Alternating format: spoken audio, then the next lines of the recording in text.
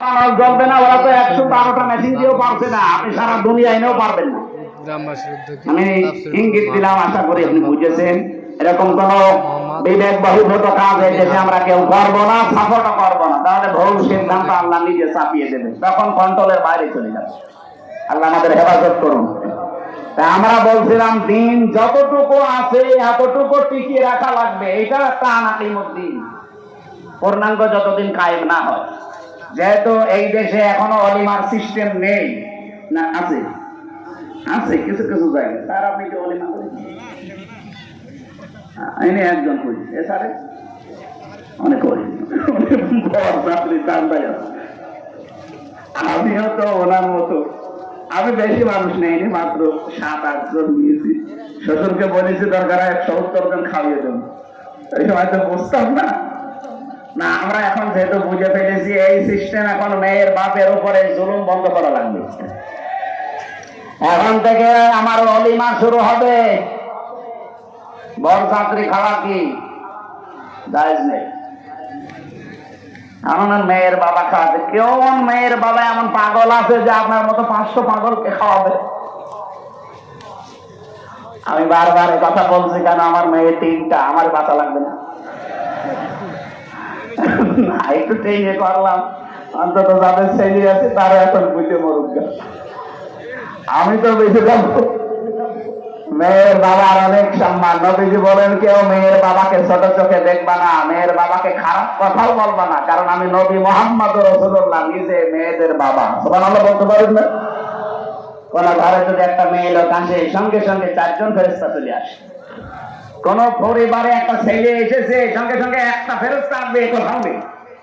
4 জন রহমতের ফেরেশতা এসে মেয়েটার মাথায় হাত বলিয়ে বলে, এটা দুর্বল দেহ থেকে এসেছে। এই মেয়েটাকে যারা আদর ভালোবাসা স্নেহ দেবে, দিন শিখাবে, এখানে খাওয়াবে, পড়াবে, প্রতিপালন করে সব পাত্র দেখে পাত্রস্থ করবে, কিয়ামতের দিন আমি নবী আর ওই মেয়ের গার্জিয়ান এইভাবে পাশাপাশি জান্নাতে থাকবে। কোন ছেলের ব্যাপারে এমন কথা হাদিসে আছে নেই। এখানে মেয়ে হলে যারা রাগ করেন, মন খারাপ করেন, করবেন না ভাই। আমি নিজের সহ যাদের মেয়ে আছে, আমরা খুশি হব যে আল্লাহ আমাকে দয়া করে জান্নাতের অধিকারী বানিয়েছেন। বলেন সুবহানাল্লাহ। বিশ্বনবী জানিয়েছেন যার একটা মেয়ে তার একটা জান্নাত, যার 2টা মেয়ে তার 2টা জান্নাত, যার 3টা মেয়ে আল্লাহ তাকে 3টা জান্নাতের অধিকারী বানিয়ে দিয়েছেন। আল্লাহ আমাদের মেয়ে যাদেরকে দিয়েছেন, এই মেয়েগুলো যেন জান্নাতে যাওয়ার মাধ্যম হয়। বলেন আমিন। এটা শর্ত কয়টা? প্রথমে তাকে ভালোবাসা লাগবে, 2 নম্বরে তাকে খাবার দাবারের যে ব্যবস্থা, তার পেছনে খরচের যে ব্যবস্থা, এটা করা লাগবে। 3 নম্বরে তাকে দিন শেখানো লাগবে, এই পরিমাণ যতটুকু করতে পারলে সে চলতে পারে। 4 নম্বরে তাকে সব পাত্র দেখে পাত্রস্থ করা লাগবে। এই 4টা কাজ যদি কোনো মেয়ের গার্জিয়ান, বাবা হোক বড় ভাই হোক, এরা যদি করতে পারে, কিয়ামতের দিন নবীজি বলেন আমি নিজে পাশাপাশি তাকে জান্নাতে ডেকে নেব, এবং যেই দিন থেকে মেয়ে ওর বাড়িতে আসবে ওই দিন থেকে কিয়ামত পর্যন্ত আল্লাহর রহমত তার সাথে থাকবে। নবীজি কিন্তু দুনিয়া পর্যন্ত শেষ করেননি যে রহমত শুধু দুনিয়ায় পাবে, ইলা ইয়াউমিল কিয়ামাহ। এই মেয়ে যেই দিন ওর বাড়িতে এসেছে ওই দিন থেকে আল্লাহর রহমতের একটা দৃষ্টি তার উপরে থাকবে, ওই দিন থেকে কিয়ামত পর্যন্ত আল্লাহর দয়া ওই গার্জিয়ানের উপরে থাকবে। আল্লাহ সেই দয়ার ভেতরে আমাদেরকেও শামিল করেন। বলেন আমিন। যে কথা তুলেছিলাম, যেহেতু দিন এখনো পরিপূর্ণ কায়েম নেই, যতটুকু আছে এগুলো টিকিয়ে রাখার জন্য 5 ওয়াক্ত নামাজ কায়েম নেই রাষ্ট্রে। আমরা নিজেরা অন্তত যারা পড়ি না, আরম্ভ করেন।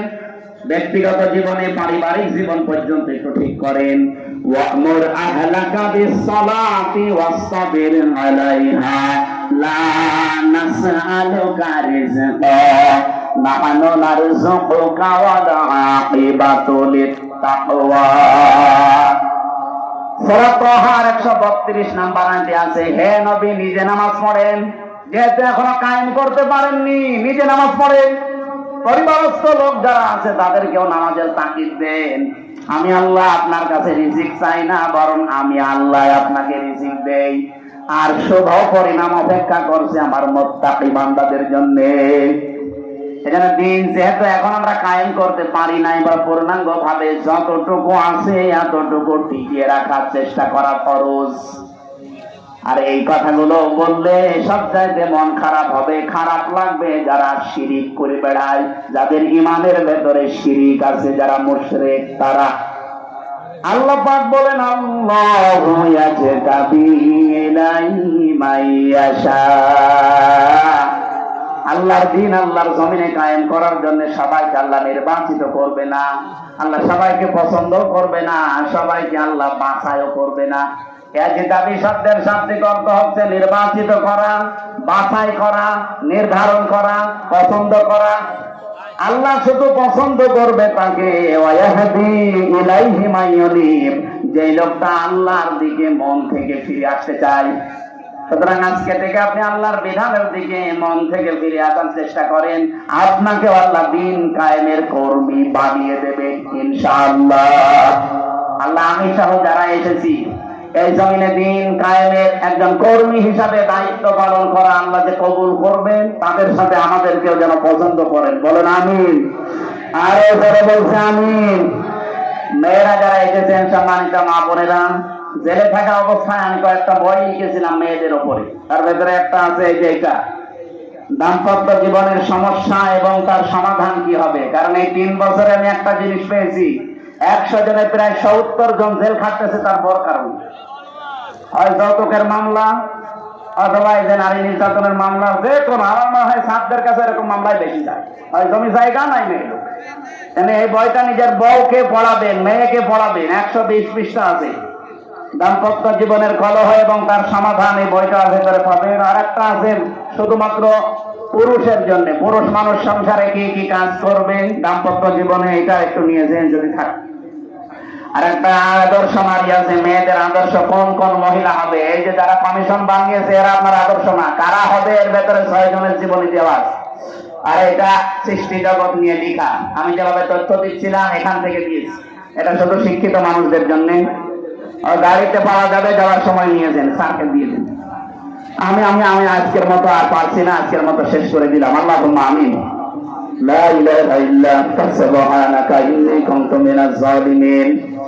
লা হাওলা ওয়ালা কুওয়াতা ইল্লা বিল্লাহিল আলিয়্যিল আযীম। রব্বুল আলামিন, রাত 11:30 বাজতেছে, গভীর রজনী, সামনে আমাদের তাহাজ্জুদের নামাজ, ফজরের নামাজ, সকালে কর্মজীবন আছে। এই জন্য আমরা শেষ করে দিয়েছি। যতটুকুই বললাম আল্লাহ দুনিয়ায় আমল করার সুযোগ দাও।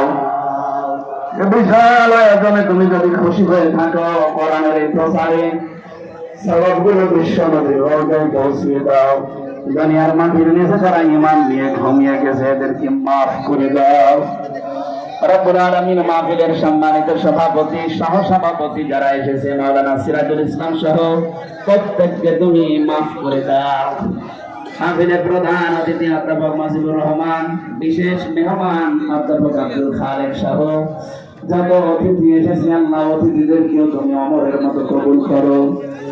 মাহফিলে আজকে প্রশাসনের যে ভাইগুলো এসেছে, বিশেষ করে আমাদের অভিভাবক জনাব আফসার হোসেন, এতানোর থানার সম্মানিত অফিসার ইনচার্জ সহ যত ভাইরা এসেছে, নিজেদের বাবা মা, আত্মীয় স্বজন, ভাই বোন, স্ত্রী পুত্র ছেড়ে দিয়ে বাংলার বিভিন্ন প্রান্তে যারা দায়িত্ব পালন করে জনগণের জান মাল ইজ্জত হেফাজতের জন্য, তাদের বাড়ি ঘর, স্ত্রী পুত্র সন্তান আদি আল্লাহ তুমি পাহারাদার হয়ে যাও। তাদের শরীরকে তুমি জনগণের জন্য সুস্থ রাখো। ওরা দায়িত্বটাই ইবাদত হিসাবে কবুল করে নাও। যত মানুষ আমরা দূর দূরান্ত থেকে আসলাম, আমাদের যাওয়া আশায় তুমি বরকত দাও। কোরআনের এই আয়াতটা জীবনে পঙ্খানো মেনে চলার সুযোগ দান করো। মা বোনদেরকে খাদিজাতুল কুবরার মতো বানিয়ে দাও। মাহফিলে বারান্ন সদস্য যারা কাজ করেছে, এদেরকে যে মা পেটে নিয়েছে, মায়ের পেট খাদিজার মতো বানিয়ে দাও। এলাকায় মাটির নিচে যারা এই ভূমি আছে, কোরআনের ইজ্জতে মাফ করে দাও। মাওলানা আব্দুল আওয়াল সহ নামনা জানা যত আলেমরা এখানে কথা বললেন, আলেমদের কাতারে তুমি কিয়ামতে শামিল করে দাও।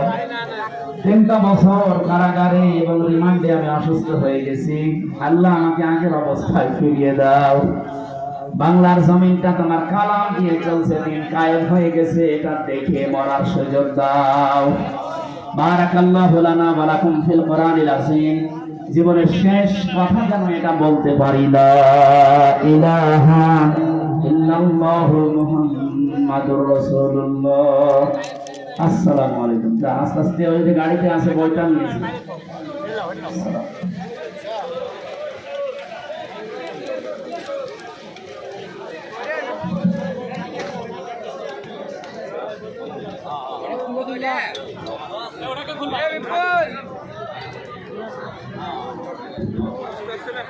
এ পর্যায়ে সভাপতির ভাষণ পেশ করছেন জনাব মাওলানা সিরাজুল ইসলাম। আসসালামু আলাইকুম ওয়া রাহমাতুল্লাহ। আপনাদের সবাইকে অসংখ্য ধন্যবাদ মোবারকবাদ জানাচ্ছি।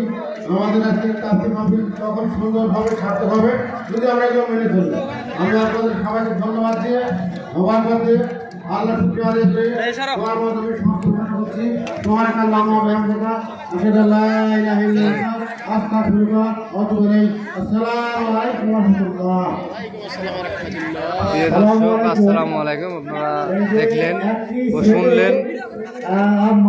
প্রিয় দর্শক, নাম হলো আল নাহিয়ান সরকার।